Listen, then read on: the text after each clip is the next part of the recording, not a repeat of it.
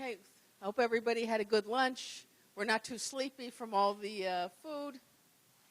We have another hour and a little less than an hour and a half to go through some more questions. We've picked up more from the internet.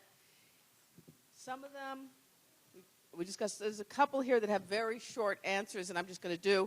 We had a question: how can the ENFit male part of the connector fit to wall suction? The answer is it can't. That's not what it's designed to do. It's only designed to fit into a feeding tube. So there's no way to hook it up to wall suction. So I'm sorry about the person who asked that. You had a couple of questions, and I think it was a little bit, and I've got them written down here, and we're going to go through these.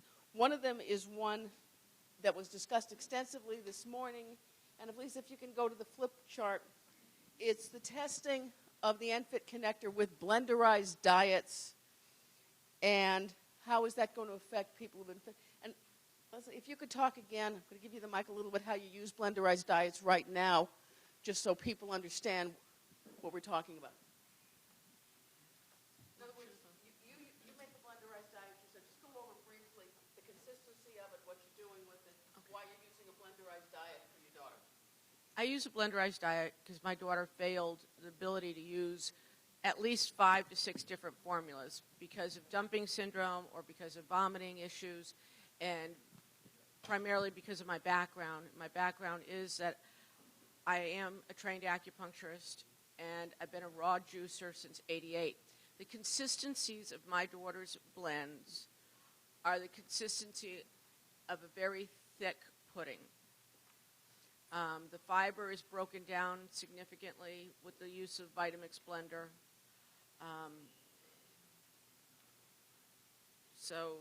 And I use my daughter has an 18 French AMT Mini 1. So that's what we're using. And so, hers are, and she uses a pump. Because she has dumping syndrome, we use a pump. And we use a Kangaroo E-pump. And it's the only pump that I've found lately that will push her formula through, or push her blends through her tube. And I will tell you, we saw some of David's formulas and some of Sanford's formulas where they have oatmeal in them, they have raisins, they have blenderized nuts, and I would say they're all about the consistency of a minimum of very thick oatmeal. And I don't know, does anybody else in the room who uses a blenderized diet have anything that's thinner than that? It's about the consistency of like semi-runny oatmeal. You pick it up and it runs off the spoon. It's certainly not a liquid. And the question was, considering the amount of patients who use blenderized diets, how much testing was done on blenderized diets in both the juvenile and the adult population? Was it actually checked to see if you could put a blenderized diet through it? And if anybody wants to take that one on. And I'm looking at no. Not so I don't know. Personally, I don't know how much was done. I don't know the amount that was done on what was done with the blenderized diets. I think, personal opinion, it'd be nice if it worked. It would be good. However, there is so much wide variation in the consistency of the blenderized diets into who makes what, how gelatinous it is. I've seen some of these where they stay semi-solid and others they congeal when they sit there for too long. That to sit there, it's a generic term. It's like saying I have a dog, and my dog happens to be 15 pounds, and Joan's dog happens to be about 3 pounds, and my neighbor's dog happens to be 60 pounds. You can't say it's a dog door that's going to fit all dogs because they're different sizes. And I think it's going to be very specific on what the blenderized diet's going to be. But as I said, does anybody from industry want to comment, or can they comment on any testing done with blenderized diets?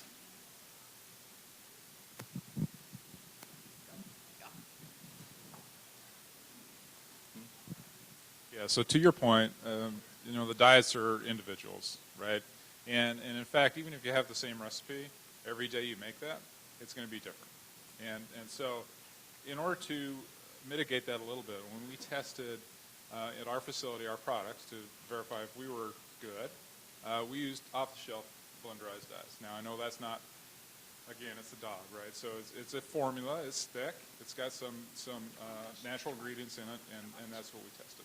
We also tested very viscous formulas from Japan, where they use the viscosity that paste-like viscosity in order to improve retention in the stomach. So we've used those formulas as well with our products. And again, our results were that there was a good equivalency between ENFit and current systems using commercially prepared formulas, off-the-shelf, like 1.2 kilocalorie formulas. Applesauce we even tried to get some chunks in there. So again, that's not going to be one size fits all. It's only our products, but you asked for a comment, so there you go. So we studied so Ryan Hurd and Dr. Mundi from Mayo Clinic home nutrition programs. So we have an article that's almost there as far as published. We looked at, so we have a number of set kind of recipes that we have offered to patients over the years. We view them as complete, nutritionally complete formulas as far as BTF goes. And so what we did was we looked at force. We did some force data, similar to the data that was just talked about. And it does take increased force from our data, at least, from our blenderized formula that we traditionally have given patients. It did take increased force to pass the BTF through the ENFit compared to the current connector. So that's just our study. It's going to be peer-reviewed hopefully soon. And Dr. Mundi, comment? No, just a quick comment. I think, as we're moving ahead, I think it's not just okay to say it makes it through, but we have to think about our patients as well. A head and neck cancer patient who's going through chemotherapy may not be able to tolerate just a slight increase. So I think that's the other component of it. Even though we can say, sure, it looks like it goes through, we need to see how much more effort is involved, because the patients can often be debilitated who are providing these feeds. So that's the other component. The gentleman over here. So what I hear you saying is the applesauce went through the ENFit? Yes. And for my input, if the applesauce went through the ENFit, I suspect the blends that I have been making over the years would go through the ENFit. Without playing with the ENFit, I can't say that. But if you got applesauce, I'm almost going, Yeah, our complete BTF is a little thicker than applesauce.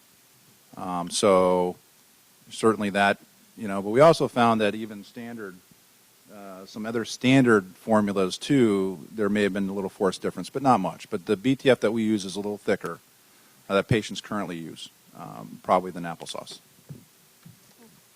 Okay, and the other question that you had was what proportion of the testing was done on adult versus pediatric patient populations?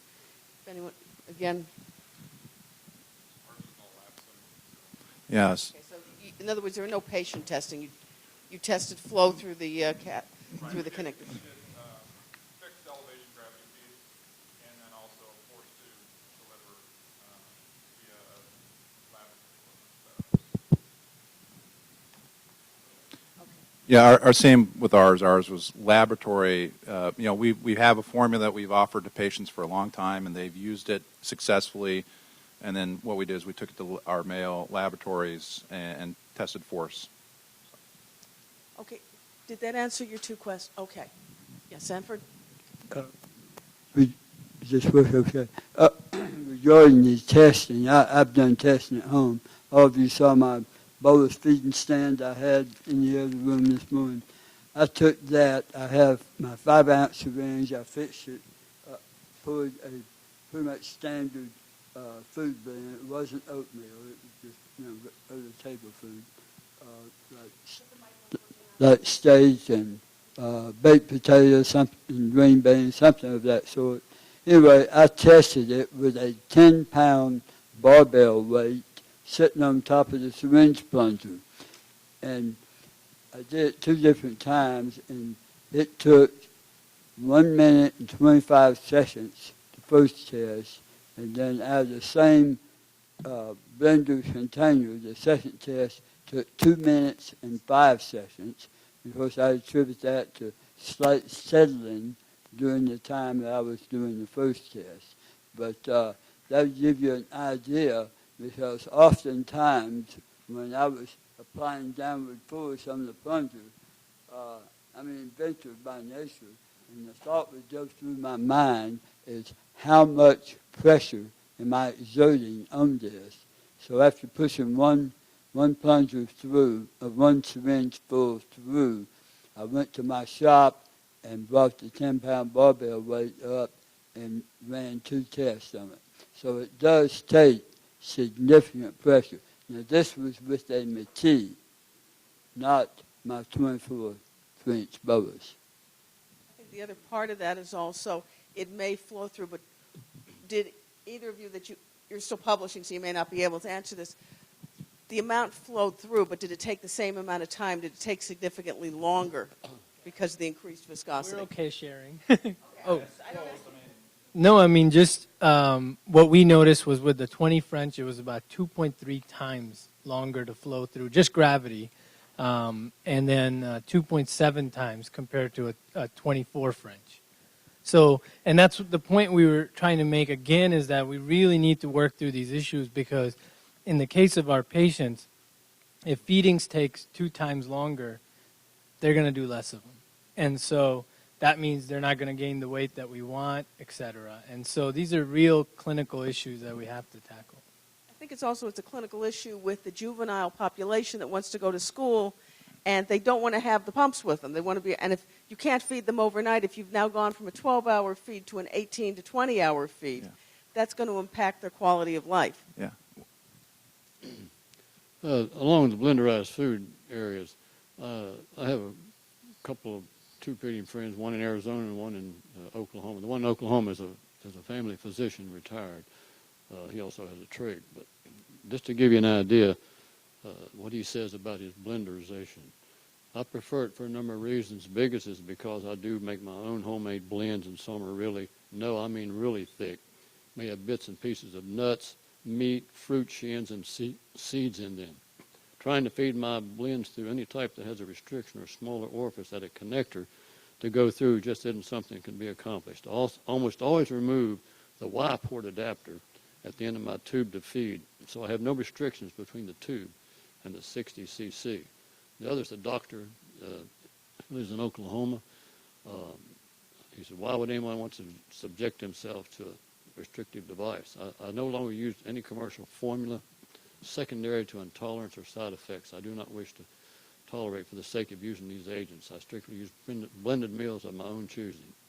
With a high-end blender, I really see no reason to use any commercial preps unless one is in a pinch, confined to a hospital that forbids or doesn't offer blended meals or in a temporary situation non-conducive to a blender. So these are 2 examples of people who blend stuff, and they blend it very, very thickly.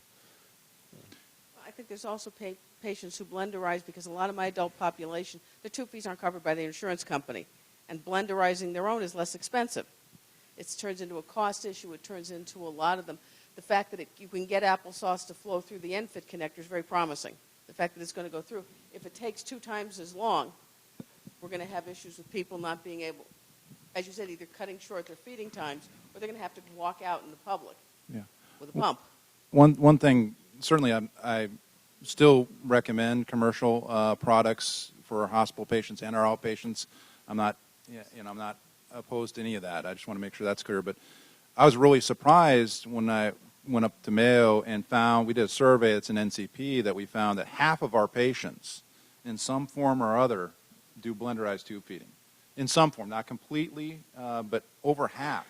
And then we did a survey with the Oley population. It's 80% of the Oley tube feeders that responded to our survey do some form of blenderized feeding. So that's why all of a sudden I kind of changed some of my thoughts about blenderized tube feeding, just finding out how often people do it. And so obviously that's why we're really trying to work hard at finding a solution for the BTF population.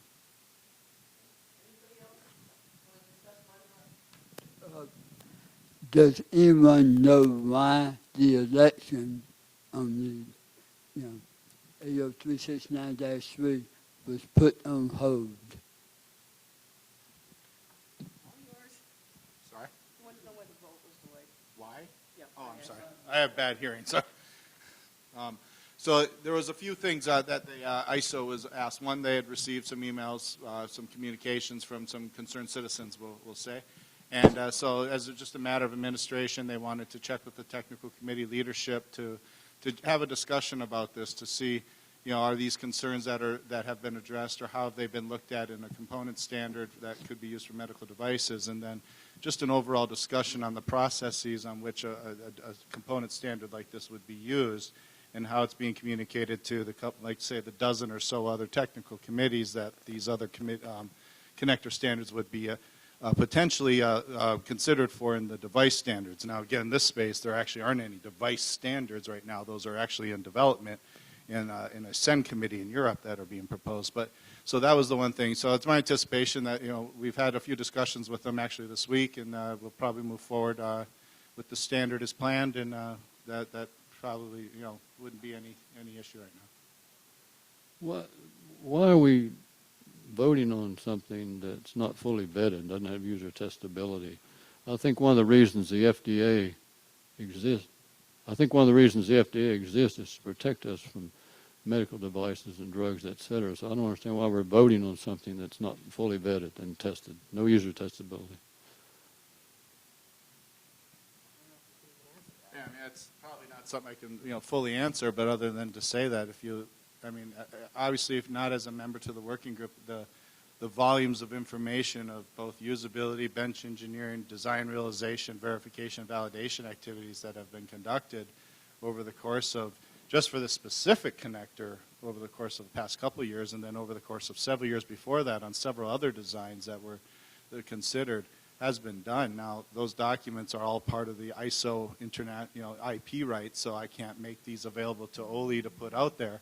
But there are several people that are working on trying to communicate what has been done with that. I know Getz has provided lots of information, too, on the types of assessments that are being done. And to remember, the two main facts here that have been discussed a few times is, one, the component standard was designed for a scope to do a specific purpose. And in that, it did an assessment of the clinical application it was designed for to demonstrate to the device manufacturers and device standards writers what it has been able to demonstrate that it does. And then it's the responsibility of the manufacturers or the standards writers to take that into assessment when they incorporate a design. It's the same thing as when a phone company decides to use a mini USB port for a phone. That USB port is a specific standard as a component that a phone company has to make a decide. It's the same process. So there's a responsibility chain that continues on, that the standard itself doesn't dictate the performance of the medical device. The medical device dictates the performance of itself. Whether the connector fits those performance requirements would determine whether or not that connector would be chosen for that specific intended or indication for use. Let's go on. We have another question. And did you? No, if you have a question related to this. The question I have, and I mentioned it earlier today, that I run 2 online support groups for families and adults who do blenderized diet. And I got the question from several of the members in the last couple of weeks, was ENFit designed specifically to force those of us who choose blenderized diet not to be able to do it again? And I'm not a conspiratorialist. I'm here to learn, to see if I can do what I'm doing for my daughter and keep doing it. But that's what I get private info emails constantly. Leslie, this was designed to put us back into formulas, that formulas don't work for us. I'm not saying that that's what's not going to both of you go for it. So, no, that's simply not true. Within the committee, with the input of all of the countries who participated, with clinical input, technical input, with input from Aspen, we put together a design specification that the connector needed to meet in terms of, flow rate, viscosity of flow, usability, form, fit, function, et cetera, et cetera. And it was never a discussion, that this was an effort to move, blenderized diet people to commercial formula. Never ever. And I've been in it from the beginning.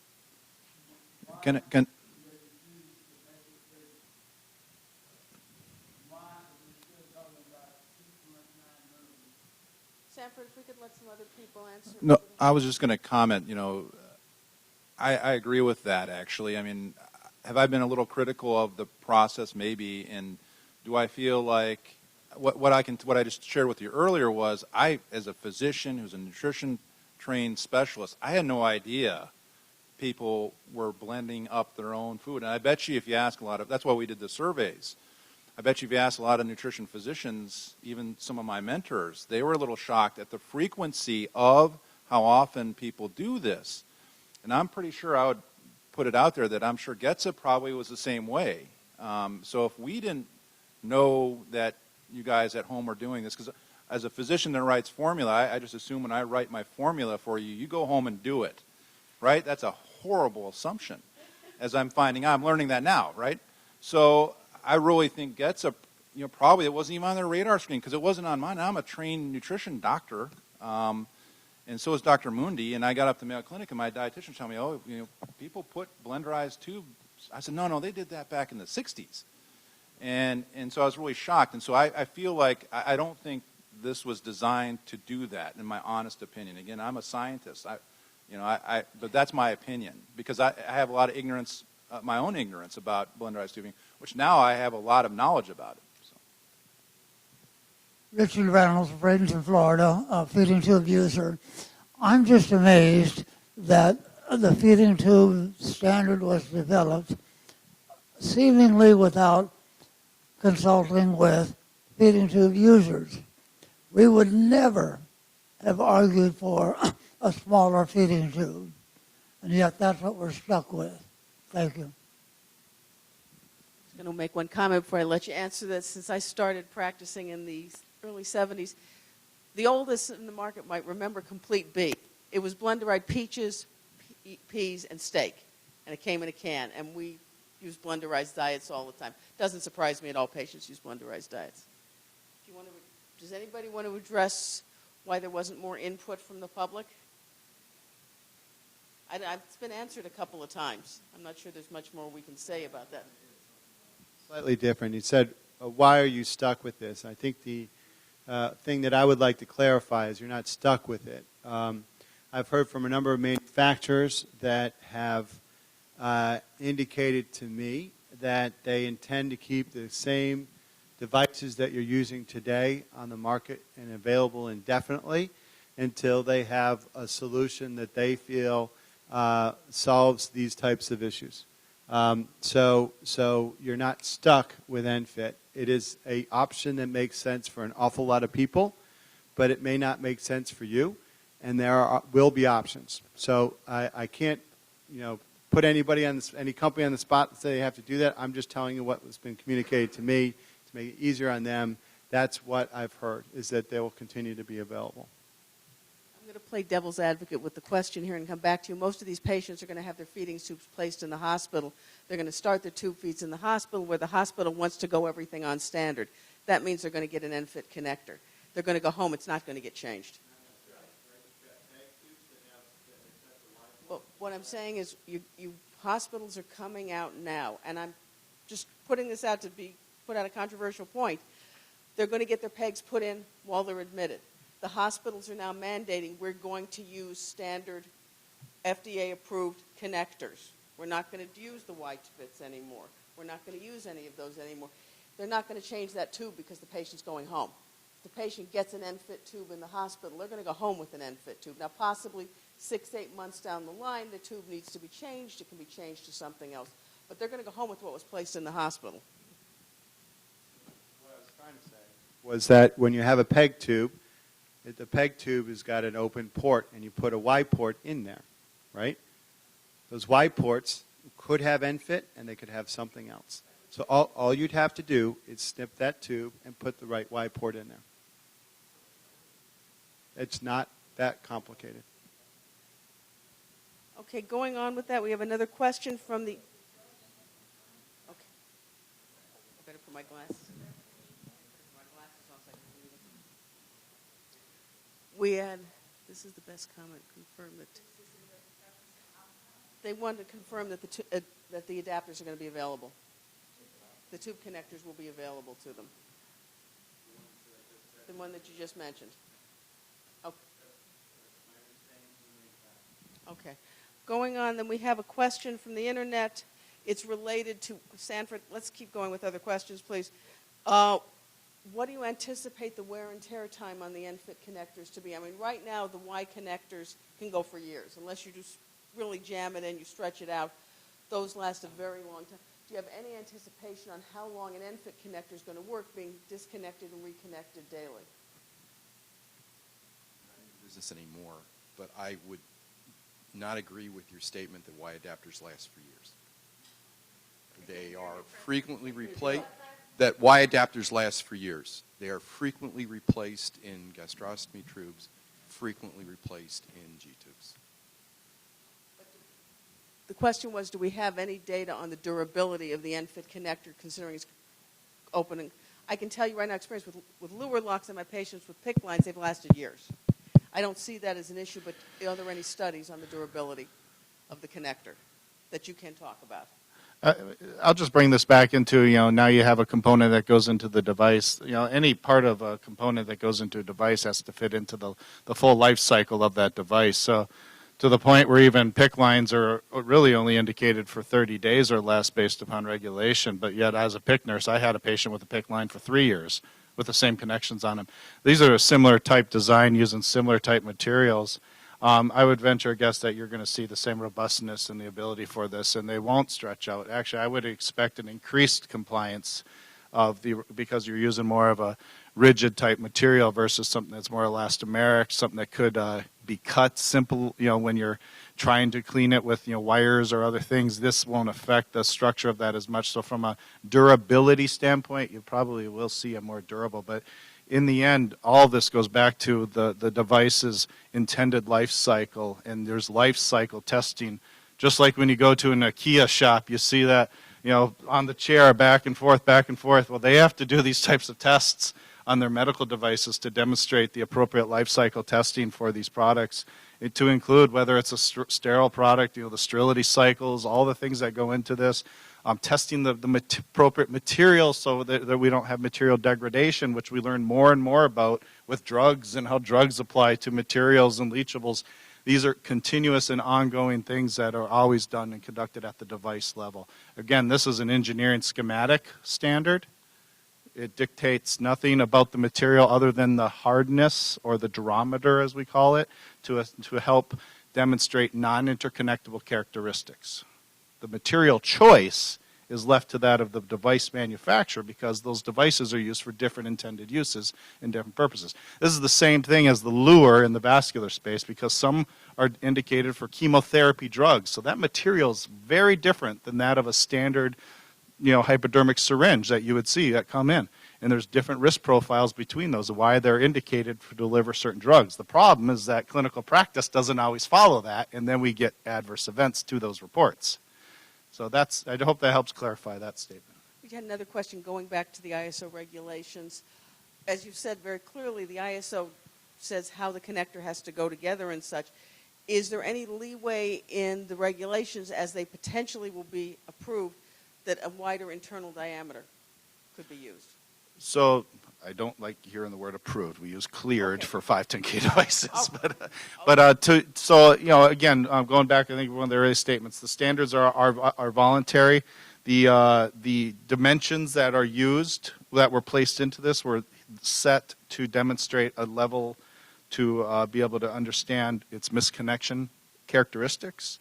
I will say, and it's not to point a finger anywhere, we have seen lots of 510Ks that go to demonstrate how someone has used this connector and other connectors that have gone out of spec for specific purposes. One, the type of device it had needed a little different type of engagement, but it was still, anything that was changed had an assessment or risk assessment to it. So through-bore is not one that would be any different than any other dimension that could be modified.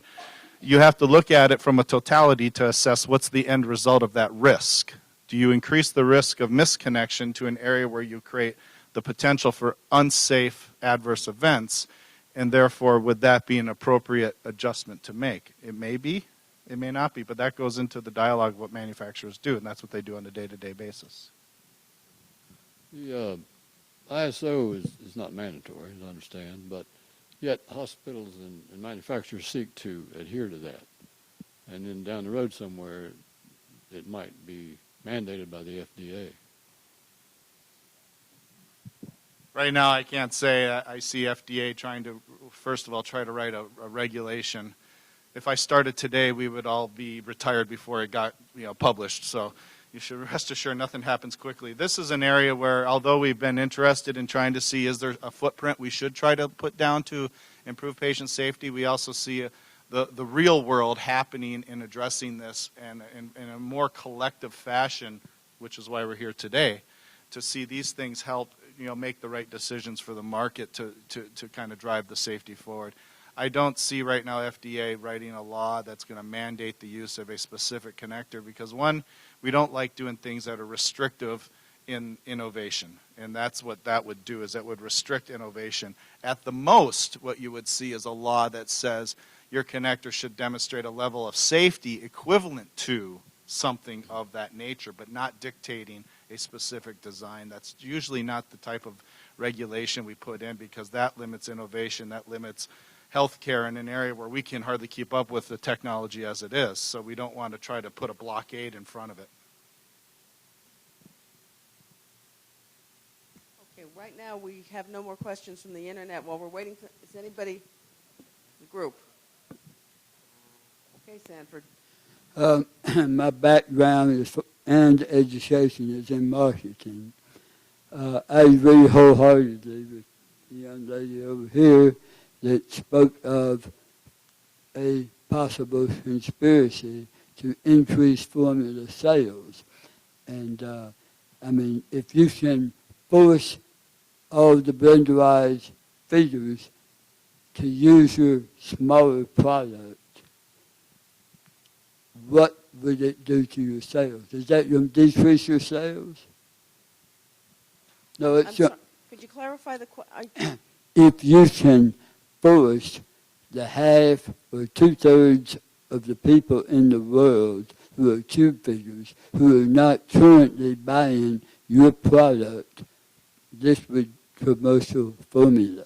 If you can force them to come knock on your door and buy their product, isn't that a great thing to do? Okay, I'm going to say no. This is not a conspiracy.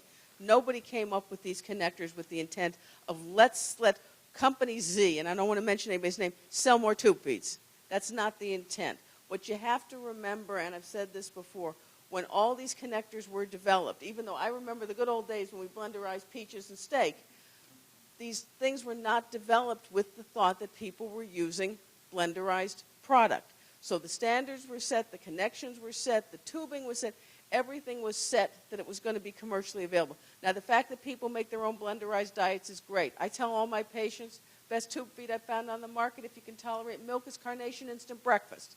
It tastes good, and it's easy to carry because you can carry powder and find milk wherever you're going.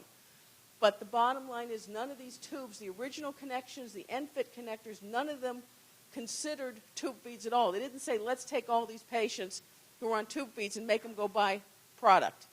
That's not the intent that was happening. Nobody planned that. Right. In the earlier meeting, I mentioned my love-hate relationship with the Misty. I had it for 7 months.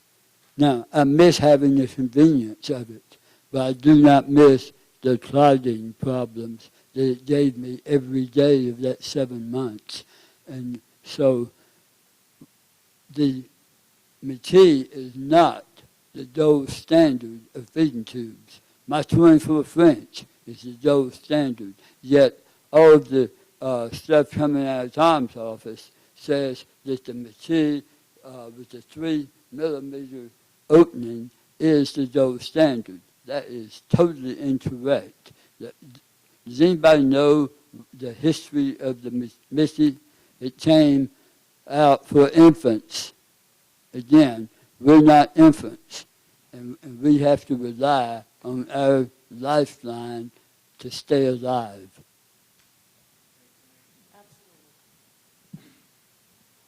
I'm not sure what came out of GEDSA to say that we specifically said that a Mickey is a gold standard. Not at all. What Not that happened? brand name. What happened was that a manufacturer decided to do some testing. That testing was done on those types of devices. Those types of devices are very common, and I'm not going to use the word gold standard because I wouldn't argue that the 24 French is a gold standard as much as I'd say a Mickey's a standard. Simply sharing that there was data that shared on flow rates of those types of devices. They were shared, that were conducted by a manufacturer with oversight from Aspen, and they were shared. So that was considered to be knowledge and input into the overall development. I will also say, just to back up, it's not entirely correct that no formula was considered. Formulas were considered from the standpoint of looking at, Don, I'm going to look at you to correct me here, large, like 1.5 cal type formulas were used in earlier flow rate testing, I believe. No, but my point is that they were looking at flow rates, and they chose specifically very thick viscous formulas to understand if there were compromises on flow rates. Is that right, Don? When we do these standards, and I've been involved for a fair amount of time as well, but design input, for those of you that are not in engineering R&D environment, design input is critical to us. And so getting that user input, getting that driving force that sets up the design parameters is the very first step in any design control process. And that's exactly what we went through with this standard.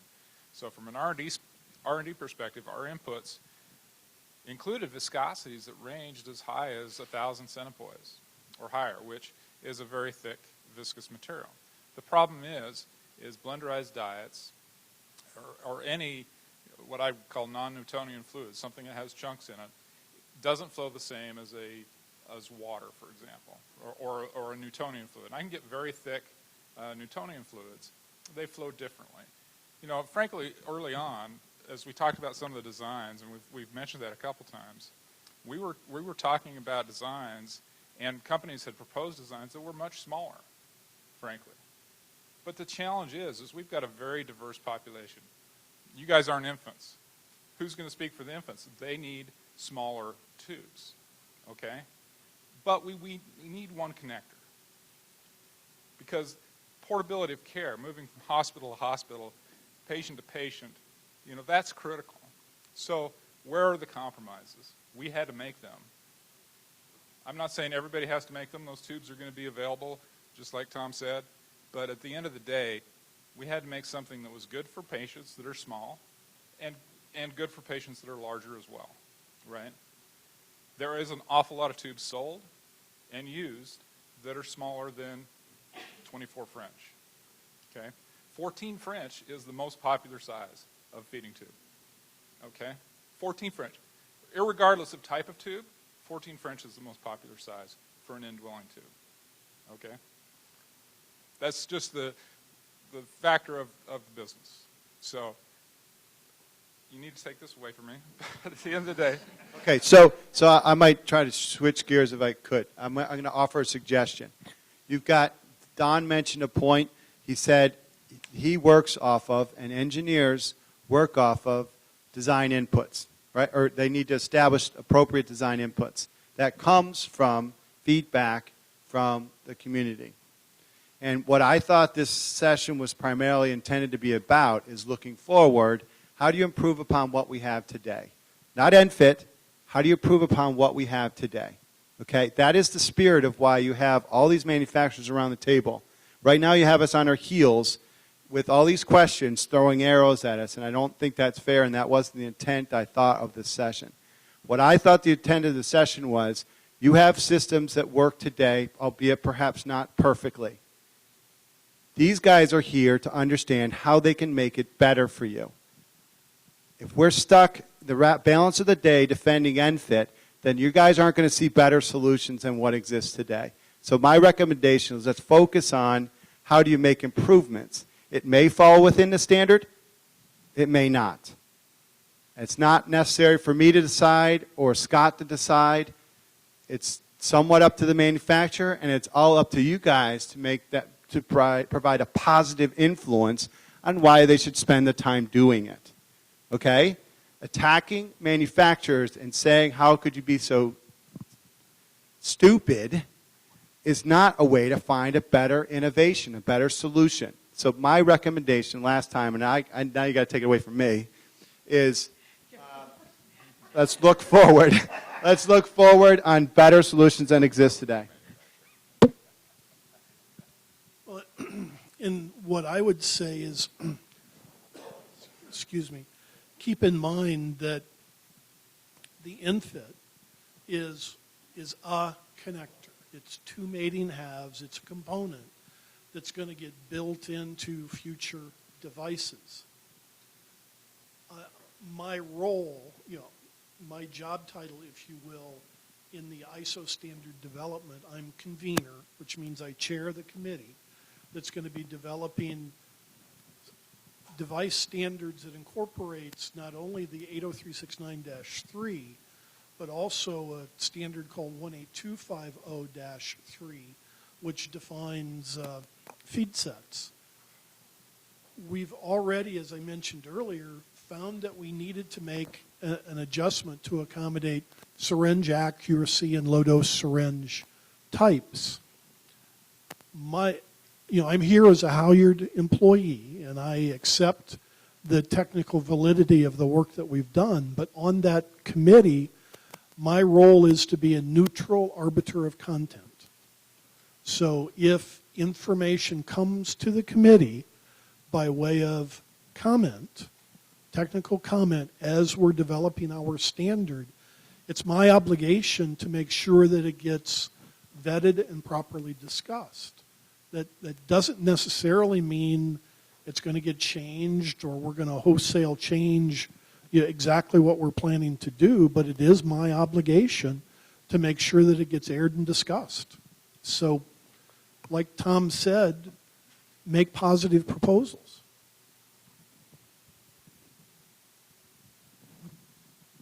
Richard Reynolds, Bradenton, Florida, feeding tube user.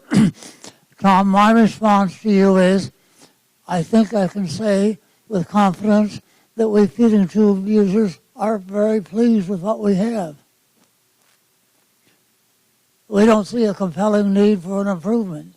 If you can demonstrate to us that the safety of ENFit warrants a change, then I think we might moderate our views.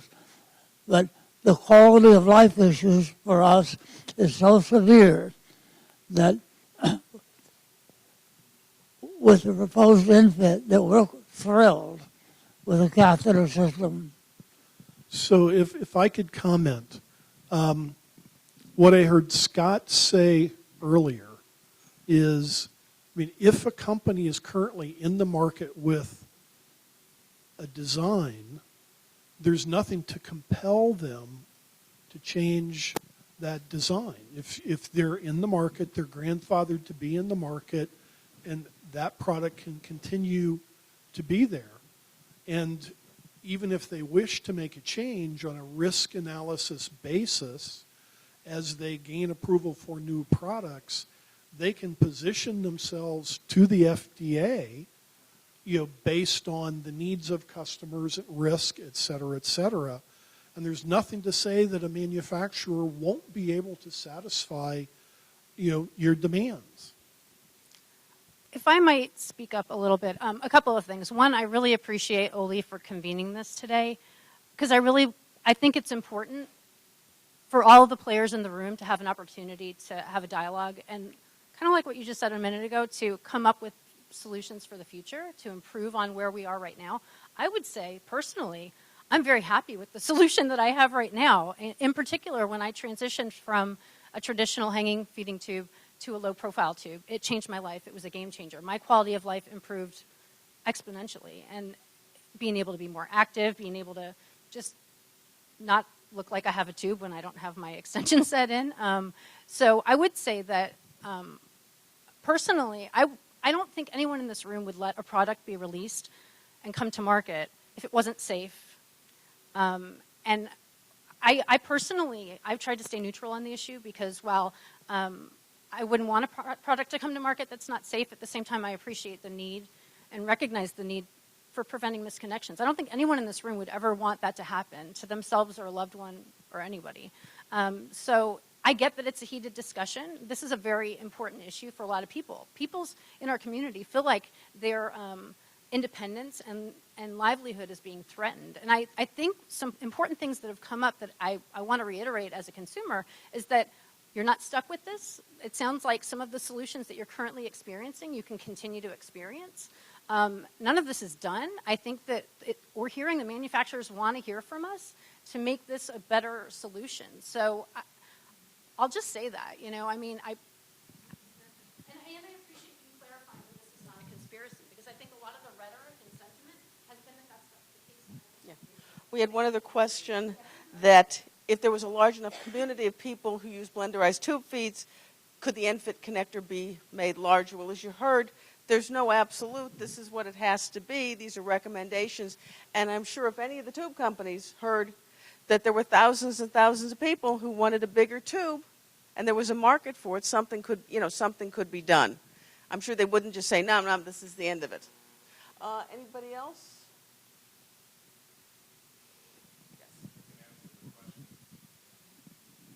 Yeah, so there's been questions why one connector was chosen, right? That's a big question probably that the tube feeders would like to have answered. And, you know, remember we're at the start of a series of development of connectors. And so the committee, having to deal across the entire patient environment, couldn't focus on a singular application. That would have been nice and convenient because we actually started with 3 connectors in this space.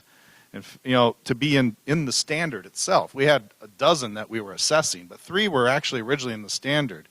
But through the communication with many organizations, everything from the supply chain to the patient populations that we were discussing, the resounding effect was really to try to have that single solution from that endpoint. Now, what we found on just trying to develop a connector that won't misconnect with another connector that would cause harm is realize that the definition of the small bore connector is something with a through bore of less than 8.5 milliliters, not much bigger than my pen cap here, right? Design 6, 7, 8, 9 connectors that won't misconnect in that space was a very challenging thing. So that also helped get us all down at that, let's call it fair playing game, where every application should start with one connector that will try to do the most good within its clinical application to reduce that risk of misconnection. Again, standards are always in continuous maintenance, and the base standard itself allows for the introduction of new connector designs to be applied to either correct something within a specific connector or to introduce a new connector within that clinical application to expand other devices to which that connector may not be suitable for. And that same connector could be a proprietary connector on the market today, so as long as it can meet the requirements for non-interconnectability. And that's an important thing to remember. Good. That's why the FDA is not making this mandatory, because there are going to be more mouse traps that come along and can catch that mouse better, right? That's innovation. And we realize that. And that's why most regulatory authorities try not to make standards mandatory.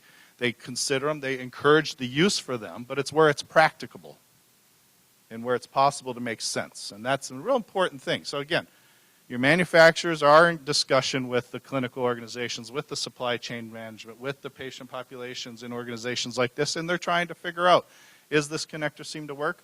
Many manufacturers have done testing, and they're coming to those resolutions right now. And some, as Thomas said, have maybe considered holding off for a little bit. Some are considering that they think it works good in the resounding overall percentage of the devices they sell. And trust me, a lot of effort goes into making those decisions. They just don't happen overnight. So I just want to reiterate that that's part of what standards development and standards utility is. You had something, I'm sorry.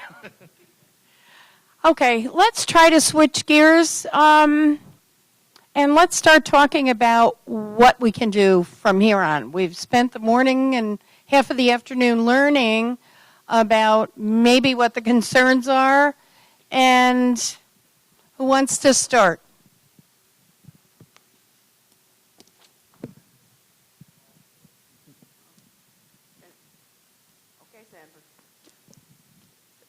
It's a real irony that we're here today in view of what David and I were proposing a year ago when we discovered that the ENFit was going to be so small and only so small.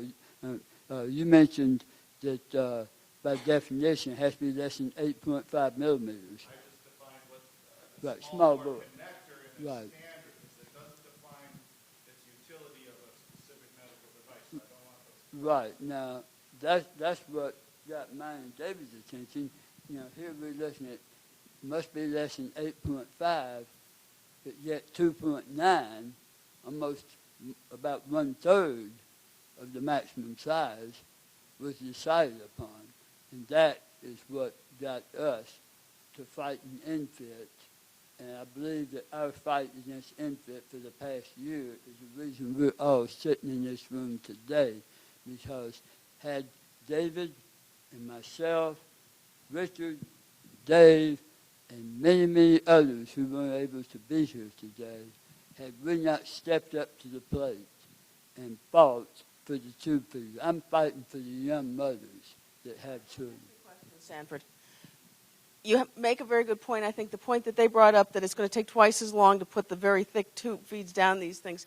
But instead of saying this is wrong, what could be done to make it better?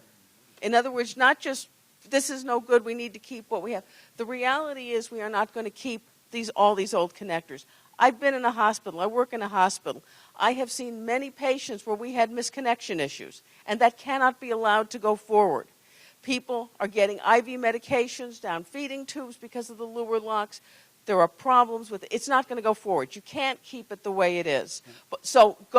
Instead of saying this is a conspiracy, it's designed to push us all into commercial tube feed, which it isn't, what would you change, what positive change could you put into this to make it work better? Okay. When a person checks into a hospital, Can I ask something? They should be asked a question. Do you have, how when you check in, they have 100 questions. Do you have hearing aids, dentures, all that? Do you have any type of feeding tube device?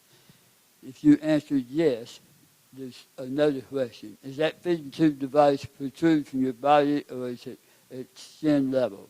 If it's at skin level, you know it's an ENFit.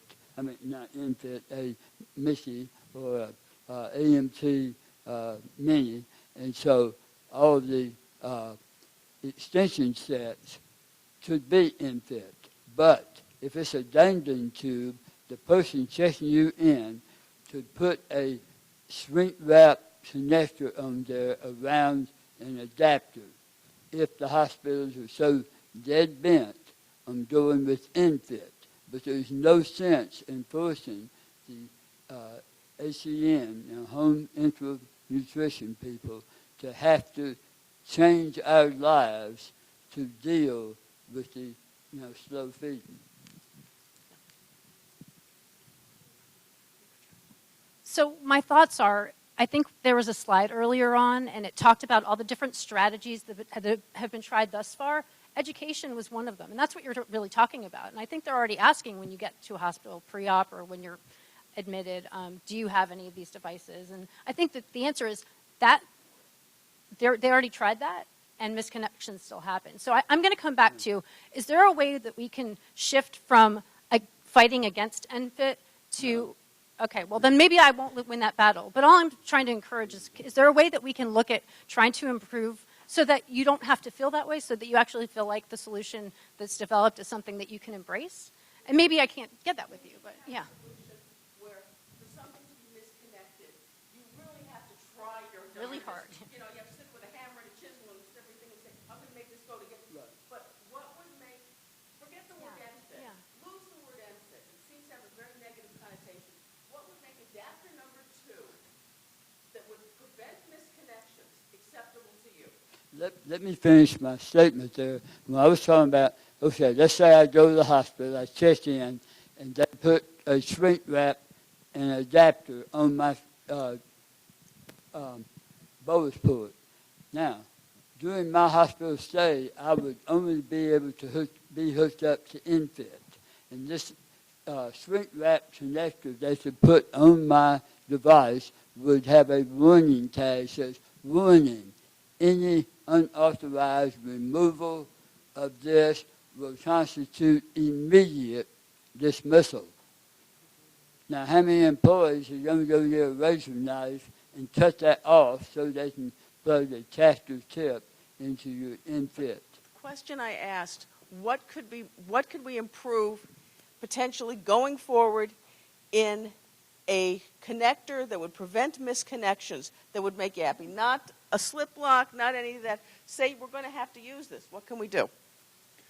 I heard last night in your conversation, and then again in just a minute ago, the term small bore. What was the reason for the term small bore being included in the standard?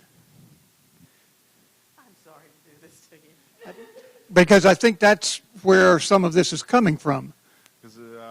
We had to define, it came defined to ISO previously from a lot of that work that went into this entire thing. We aren't looking at some of these large ports that sit into certain types of medical devices, or, you could even argue certain stomas or things that are a large hole. We weren't trying to assess that. We were really trying to grasp, the core principles of what's creating adverse events in that. And so the definition came out of the utility that was done throughout the Senate Committee. So we're somewhere between big things and really little things. Yeah, we had to create a definition because, connectors can come in all shapes and sizes. And so, to be honest with you, there's connectors in this space that are larger than 8.5 milliliters that they would say, well, we're out of scope, right? Well, you still have to look at the overall patient and the patient's safety. And that's the core principle of, we're not saying, okay, if you're not happy with, the Dash 3, that you go make something that's 8.6 milliliters and you're out of scope. There's a responsibility to the safety level of what really the World Health Organization asked us to do. They didn't define 8.5 milliliters, so they asked us to make a safer environment.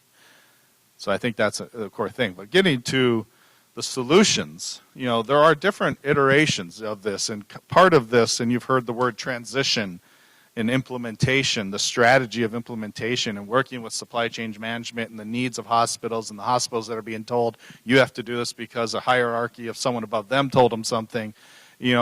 Manufacturers are working with solutions to do that, and there are potential solutions to walk into this. And again, not being an expert in this specific clinical application, there are potentials for,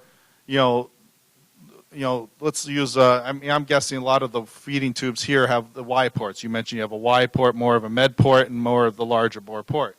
You're probably going to see examples coming out in this space where people are going to maybe sell the Y port to be what it is still today, and the med port switching over from something that accepts the lure to something that is, maybe 80369-3 to allow for safe administration and the reduction of adverse events of medic. The risk here isn't necessarily what's going into the stomach. It's what is supposed to go into the stomach going into something else, really. That's when you think about the risk to patient. And so you start looking at that profile, and there's probably certain, I'll call them concessions, that can be assessed in transition of this, and that may be one potential solution. The question is to going back up the chain from manufacturer, dealing with the clinical inputs from the providers that work in the hospitals, up to the supply chain, up to the reimbursement organizations.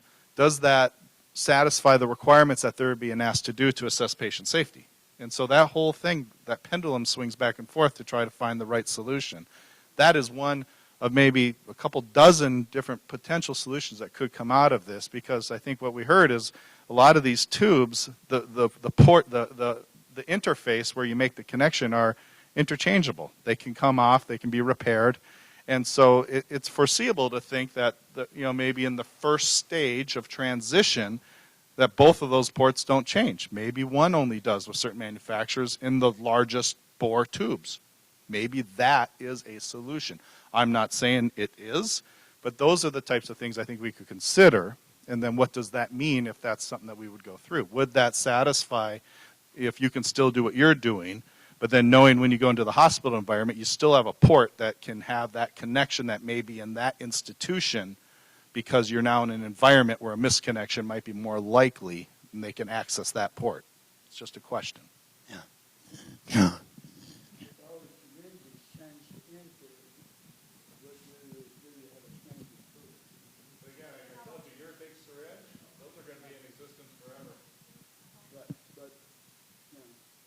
Why should it be the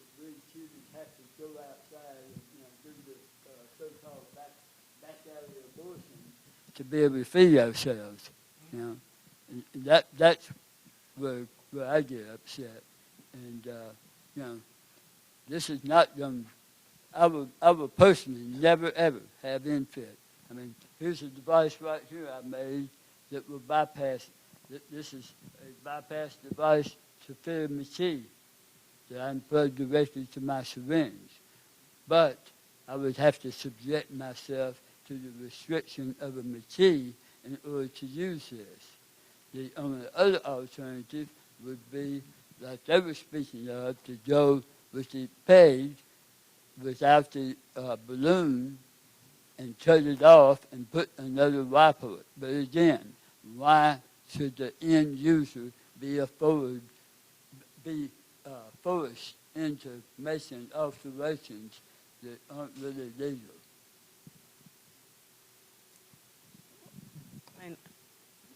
Do you really have anything else to say? Richard Reynolds, what we want for the next connector, I'm sorry that Tom left. We want a connector with tubing inside diameters no smaller than what we have now. We want a connector that's no harder to use than what we have now in terms of number of hands required and the degree of dexterity. And we don't think that it's our job to design the next connector. It is our job to tell you what we want. Thank you. Thank you. I think that was the kind of input we're looking for. My experience in 30 years of doing this sort of work is that it's very hard to ask someone to tell me what they want. If I say, how would you like, what would your new pen look like? You're going to describe me something like they've got today. I tend to focus on what people are doing and documenting that, and then taking it back to the very bright engineers saying, oh, that's what they're doing. Well, if we did this and we did that, we could accomplish that. And that's all we're looking for right now. And I think this morning I watched all three people showing us how they're doing their blenderized diets and how they're discussing, and you showed how you delivered and you discussed how you're delivering it. I'm sitting here thinking of 5 different things that could be done to make what you're doing now easier. So that's all we're trying to do. We're just trying to understand better what you're doing so we can give, as we've said, design inputs in plain language. We're not looking for people to design the tube. We don't want you to do that. We got engineers that know how to do that. That's their job. They went full ahead the first time, though. Well, again, the requirements they were given, they met the requirements they were given. We didn't have all the requirements. And anytime you design a product, you miss subgroups. You know, I wish we were perfect. I wish we were really good and we were all knowing and all seeing. But we aren't. And now we're seeing it. We saw it with the low-dose syringe. We made some changes. We are meeting that need. We're having this conversation. I say congratulations to you, Sanford and David, for being persistent and forcing and making this thing happen. So you did your job. Now you got our attention. Let us do the work that we know how to do with the inputs that you give us. Is it a possibility to make the... is this working? I don't think your mic is on. Hang on. Let me give you a mic. Sorry. Is it a possibility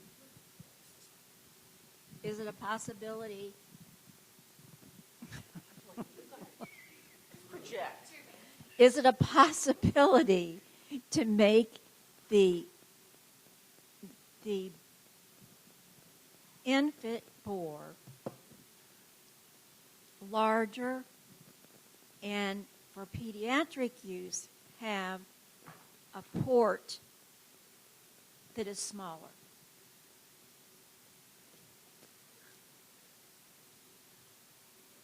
I think you're talking about 2 separate connectors, an adult connector and a pediatric connector. Exactly. I mean, you'll answer, but I can't think of a reason they couldn't make an adult and a pediatric. I mean, there's other items that are pediatric. I'm not saying that you have to change the actual twist No, motion, et cetera. That question you asked is actually continuously being assessed and challenged because what I mentioned, when you have that much space, in the reason why a connector is of that size is for the thousands of reasons why every connector is that size. Well, that as soon as you open something else up, something else fits in. As soon as you make something else smaller, something else fits over it. And so that's the continuous look at, can you do that? Now, again, that question's been asked even today, I'm sure, amongst the manufacturers. Is there a way we can try to do exactly what you just asked? Well, you're And we're looking doing for that even. suggestions, and Yeah, that's no, my I agree. So I suggestion. agree. No, that is the question to ask, and I wanted to let you know that is the question we're trying to actually answer as well. Or is there another connector? Is it more appropriate to have a separate connector for that other part of that application or sub-application within this clinical application? Those are also being asked as well. So, no, I appreciate that question. That is the specific thing that I do want to let you know that it is being looked at, so that and has been looked at for a little while. So, that is one thing that we want to do. Obviously, this is an important area for the things that you've brought out today. So, Mary, to even answer your question a little bit further from an engineering perspective, right? Is the diameter of that end of the ENFit connector what governs flow? And the answer is no. Okay, there is a ton of other things that happen in a feeding tube or even in a feeding system that determine the flow rate of the product that goes through that hole, right? So picture, if you will, an ice cream cone. Starts out big at the top, gets narrow at the bottom, right? When you're molding a connector, you have to include some of those kind of angles so you can mold that connector. Well, it doesn't have to go in the negative direction. You could actually make an ENFit connector that's the right diameter at the end and gets bigger, right, as it goes down. And that changes the flow dynamics of that connector significantly. So yeah, there are a lot of things we can do within the envelope that's been provided to us to get us better flow. And trust me, as we're looking at this thing, we're doing everything we can to maximize that flow. We understand the requirements. We've been in this business for over 20 years. We get it, right? We understand our customers. We're trying to do the best things possible for that. But at the end of the day, we have to work within the envelope that Scott described, because if we don't, if we change those diameters, those interfaces, then we're all of a sudden misconnecting with something else. Well, you can't do that. You can't misconnect. That's the whole purpose of the standard. So that's where we're focused. I'm being positive about this. I'm not saying, that we don't need to have something that's interchangeable no matter where you go. I've been in situations myself where I've had the problem that I've gone from one hospital to another in another city or whatever, and they didn't have what I needed. So I don't use microphones very often. I understand, and I applaud the fact that we do need to have connections that are standardized.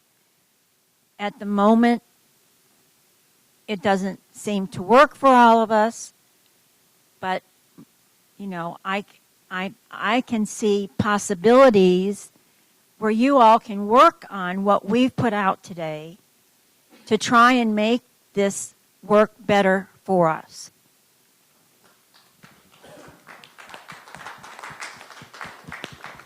Okay, we have a question to the Mayo group. They ask about when you did your flow testing and you saw it was much slower, were those commercially available products, or was that a liquid you prepared yourself for specific? Well, we've done both with commercially available products and our own blenderized tube feeding. One thing I would add to that comment, and because our group, we do adults, and so 10% of our patients are low-profile tubes.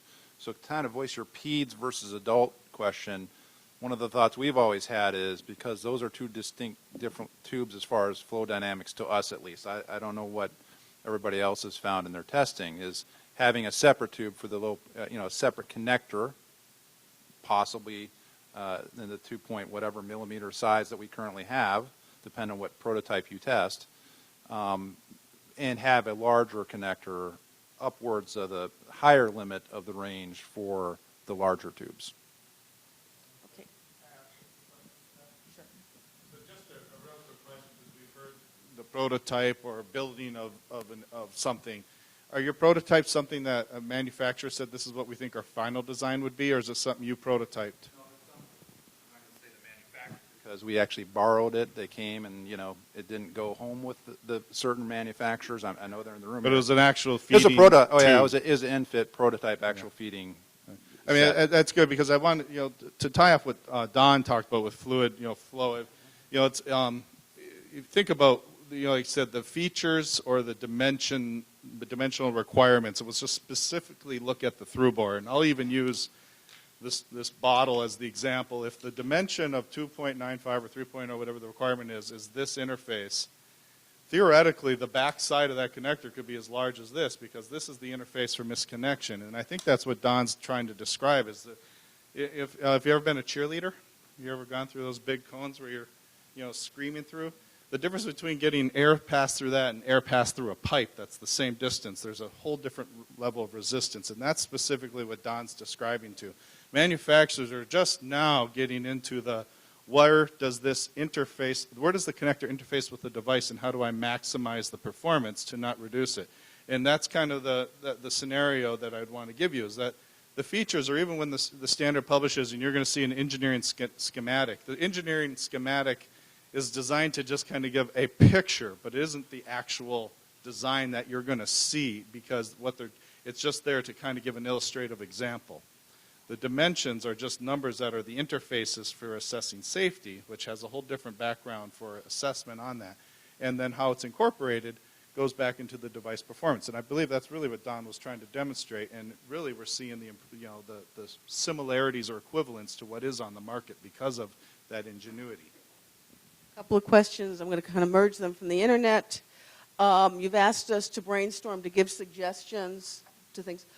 Where's the best place to send them to? In other words, is there like a central, we need to be able to put this thickness through at this rate, or I need to be able to deal with it with one hand, and here's some suggestions. Where could they send suggestions to? First of all, I want to make an apology for Tom. He had an earlier flight, and I'm sitting in for the rest of the day for Tom, representing GEDSA. My name's Fred Roining. I used to work for Nestle until end of September, and now I am an independent consultant in the medical device field, and I'm supporting GEDSA in their efforts. So that's who I am, disclosure-wise. What I would suggest, I'll table that right now, Lillian, in that we need to think through that. I mean, maybe we can put something on our GEDSA website. I'll take that out to Tom, but I know that every manufacturer, I shouldn't say every, most manufacturers around the table here probably have a spot on their website where good ideas, new ideas, they ask you to post them. If you've got an idea, product idea, to post it there, or a concern to post it there. I don't want to speak for everybody here, but I would suggest you, and I said this also in July at the Oley meeting, communicate directly to the manufacturers these things. And I know when I worked at another device company, we clearly had that function on our website. Okay, well, thank you. I mean, Mary, you had another question? Yes, I don't have a question. I have a suggestion.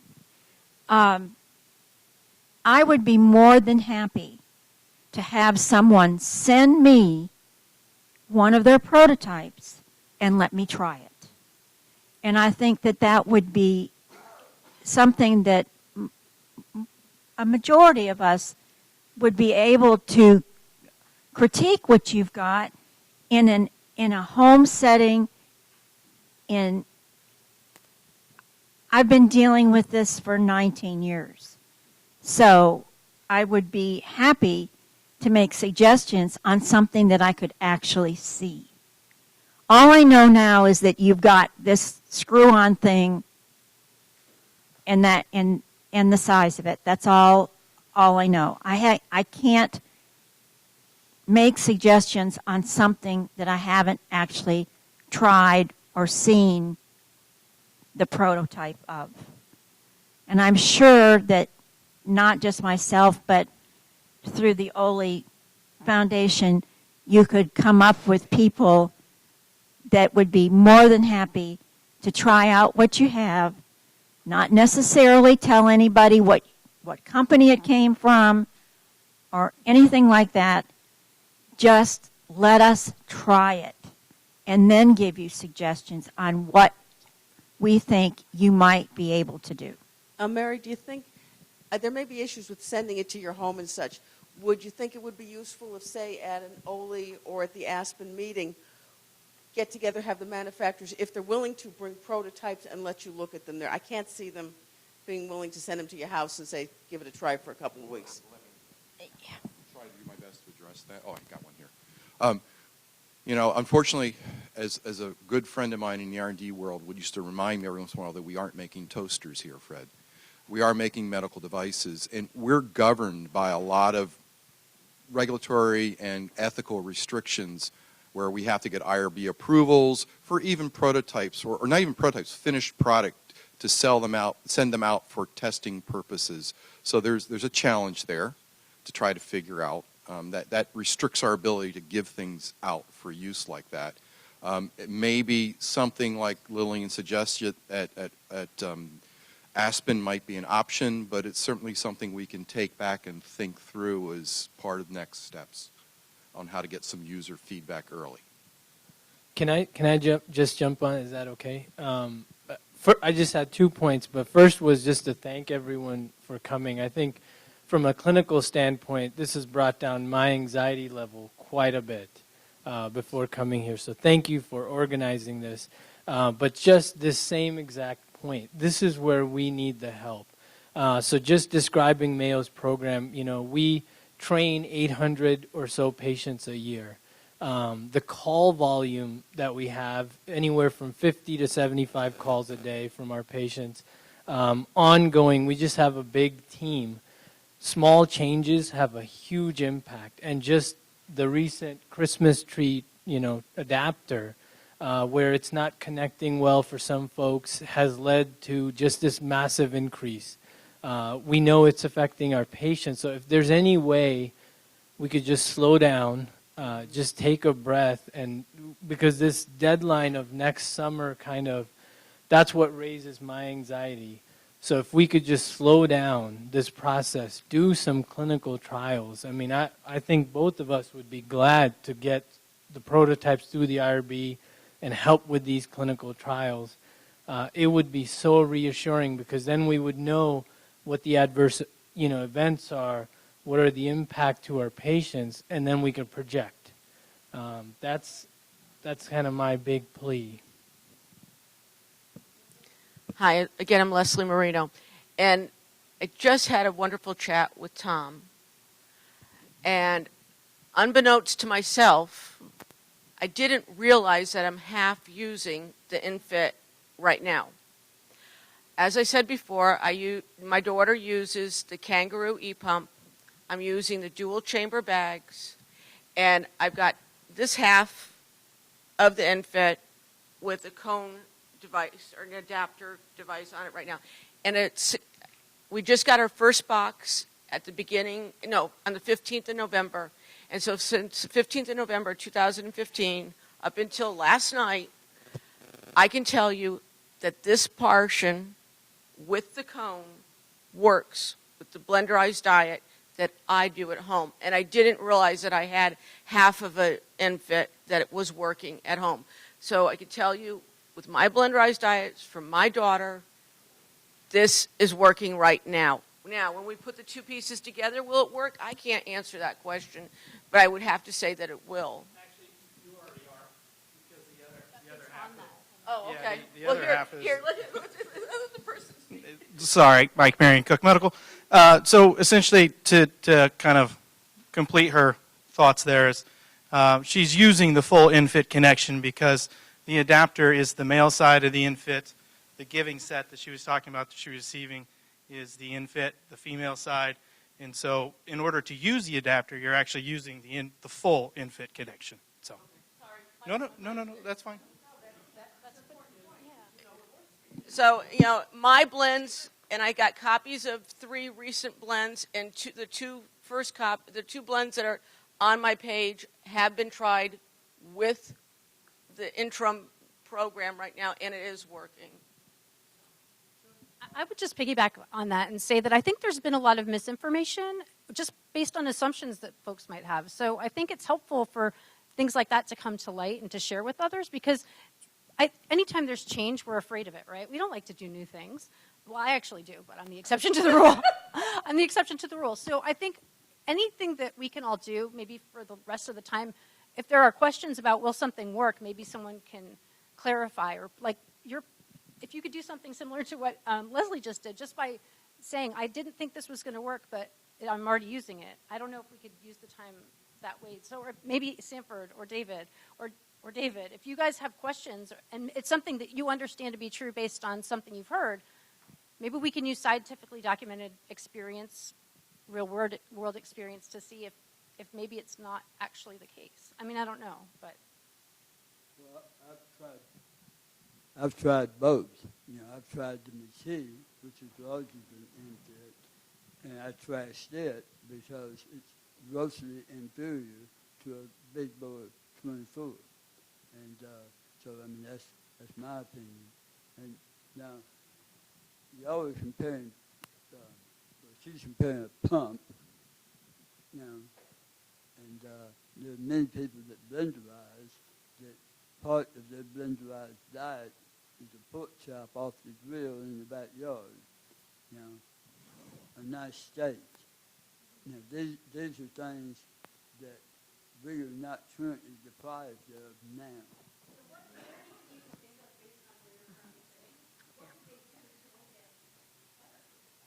I've brought it up numerous times, a larger board. And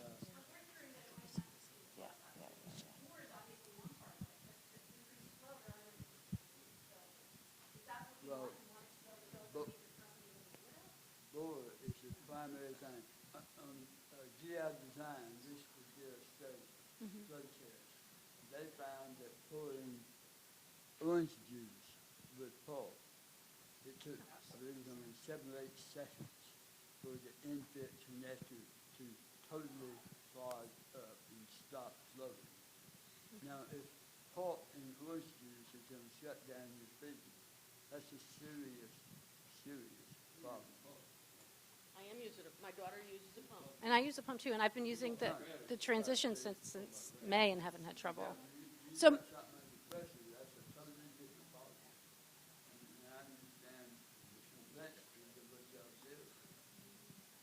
but so one of the solutions that was brought up was potentially having something with 2 ports, one with the ENFit, one with the traditional catheter fit. Is that something that would work for you? If it has larger board, the small board is the, the limiting issue. I think we're at the point we're going to wrap up this session.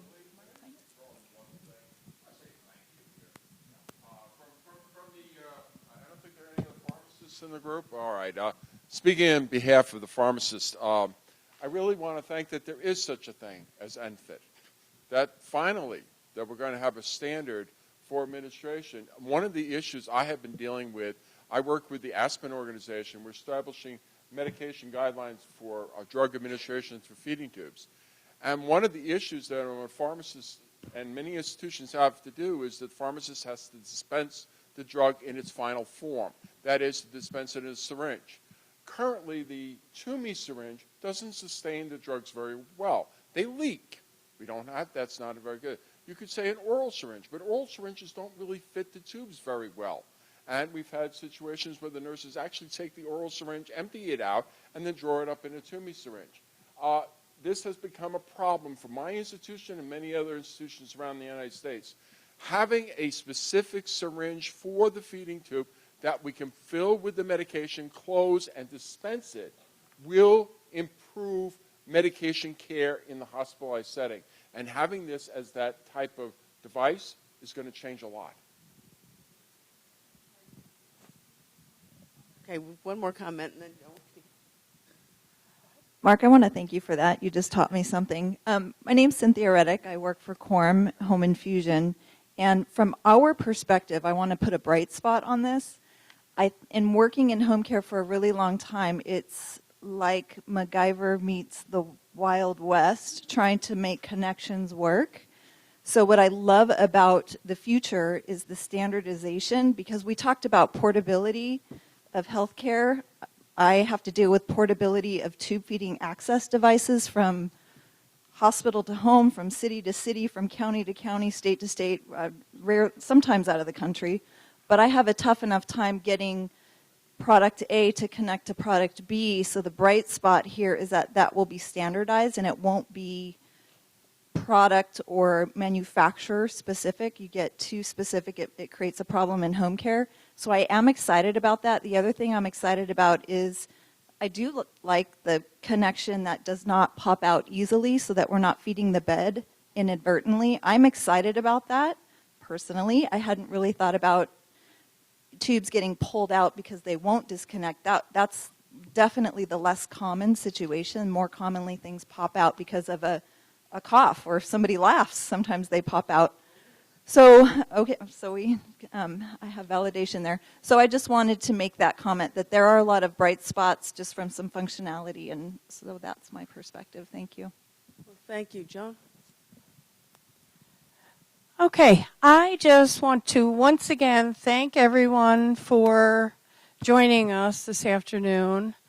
I know we're going to continue with our individual wrap-up sessions, but I want you all to imagine the Oley family consisting of manufacturers, third-party payers, home care providers, HPN, parenteral nutrition patients, and tube feeders as one family.